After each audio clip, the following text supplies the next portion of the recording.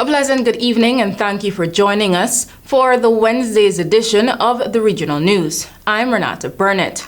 We now tell you that outbreak of acute gastroenteritis is occurring in Grenada with over 300 cases reported in the last 3 weeks.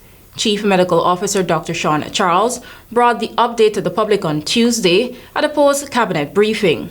He said the Ministry of Health confirms Grenada is experiencing an outbreak of acute gastroenteritis characterized by symptoms such as nausea, vomiting, abdominal cramps, and diarrhea, adding that some individuals may experience fever and muscle pain. Charles said this increase in cases was noticed about 3 weeks ago, and in that time period, a total of 345 cases were reported. This is compared to 70 cases that occurred during the same time in 2022. The CMO said all age groups are being affected, but most cases are being seen in the 1 to 4 years age group and 25 to 44 years age group. Most reports have emerged from the district of St. George, St. Andrew, Carriacou, and Petite Martinique. Dr. Charles, in explaining the symptoms, said while most cases are mild, gastroenteritis can cause severe dehydration and death in persons who are susceptible, such as the very young, the elderly, and persons with underlying conditions that weaken their immune system. He noted that the Ministry of Health is continuing to monitor and investigate the situation and advises the public to take measures to prevent the disease occurrence. Now with news from the U.S. Former President Donald Trump pleaded not guilty on Tuesday to 34 felony counts of falsifying business records arising from a hush money payment to a porn actor during his 2016 campaign, according to 2 law enforcement officials familiar with the matter. The plea came during a history-making arraignment in a lower Manhattan courtroom, with Trump becoming the first former president in U.S. history to face criminal prosecution.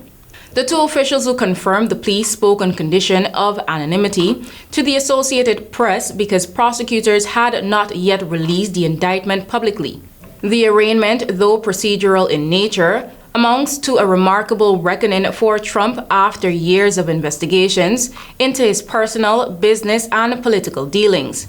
The case is unfolding against the backdrop not only of his 3rd campaign for the White House, but also against other investigations in Washington and Atlanta that might yet produce even more charges.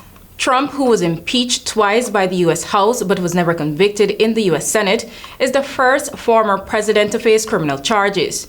The nation's 45th commander-in-chief was escorted from Trump Tower to the courthouse by the Secret Service and may have his mug shot taken. A judge has warned Trump to refrain from rhetoric that could inflame or cause civil unrest. Trump, speaking briefly during his arraignment, told the judge he was pleading, and I quote, not guilty, unquote, and was advised of his rights by the judge. And finally, we tell you that Johnson & Johnson is earmarking nearly $9 billion to cover allegations that its baby powder containing talc caused cancer, more than quadrupling the amount that the company had previously set aside to pay for its potential liability. Under a proposal announced on Tuesday, a J&J subsidiary will refile for Chapter 11 bankruptcy protection and seek court approval for a plan that would result in one of the largest product liability settlements in United States history. The $8.9 billion that J&J would transfer to the subsidiary LTL management would be payable over the next 25 years. The amount is up from the $2 billion that the New Brunswick, New Jersey company set aside in October 2021.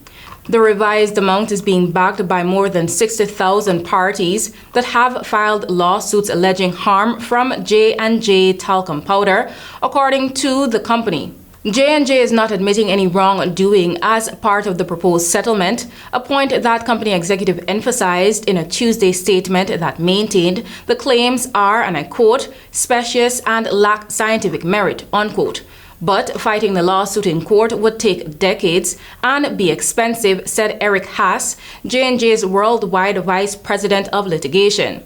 The lawsuits filed against J&J had alleged its talcum powder caused users to develop ovarian cancer through use for feminine hygiene or mesothelioma, a cancer that strikes the lungs and other organs.